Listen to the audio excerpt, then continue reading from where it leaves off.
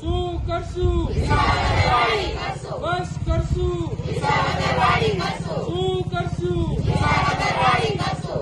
સુરત બગડા અમે આજે આમ આદમી પાર્ટી વોર્ડ નંબર 18 ની ટીમ સાથે રણુજા મંદિરની પાછળ આવેલ રામ રણુજા સોસાયટી, પટેલ પાર્ક અને શિવધામ સોસાયટીના મહિલાઓને સાથે રાખી આજે વોર્ડ ઓફિસ ખાતે રજૂઆત કરવા આવ્યા છીએ.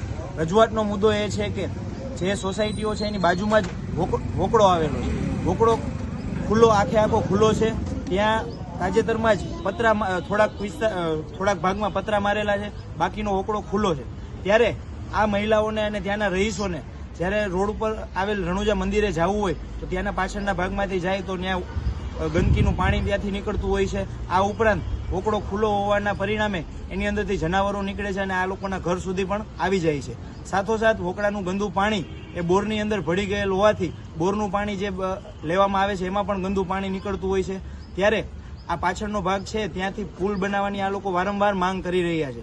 ત્યારે અત્યાર સુધી આ પુલની માંગ સ્વીકારવામાં આવેલ નથી. ત્યારે ફરી પાછી અમે એમની સાથે રાખી અને રજૂઆત કરવા આવ્યા છીએ. ત્યારે અમે કોર્પોરેશનને એટલી જ વિનંતી કરીએ છીએ કે અહીંયા જે વોકડાની સાફ સફાઈ રેગ્યુલરપણે થવી જોઈએ, વોકડો રહ્યો એ બંધ ટૂંકમાં એને કોર્ડન કરવામાં આવે અને જ્યાં પુલની જરૂરિયાત છે ત્યાં પુલ બાંધી દેવામાં આવે જેથી રહીશોને હાલાકી ઓછી પડે.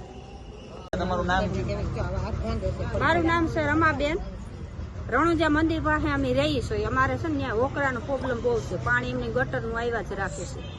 તો એ ગટરનું પાણી અમે મંદિરે જઈએ છીએ ને તો એ મંદિરે જતા અમને છે ને પગ ભરાઈ જાય, મોજા ભરાઈ જાય એટલે અમારે મંદિરે ત્યાં જાય તો એમને જાય ભગવાન પાસે અને કેદુની અમે અરજી લખાવી છે, કોઈ કાન દેતું નથી. બરાબર? એટલે અમારે ત્યાં ફૂલ કરવાનું છે, વોકરો બાંધવાનો છે.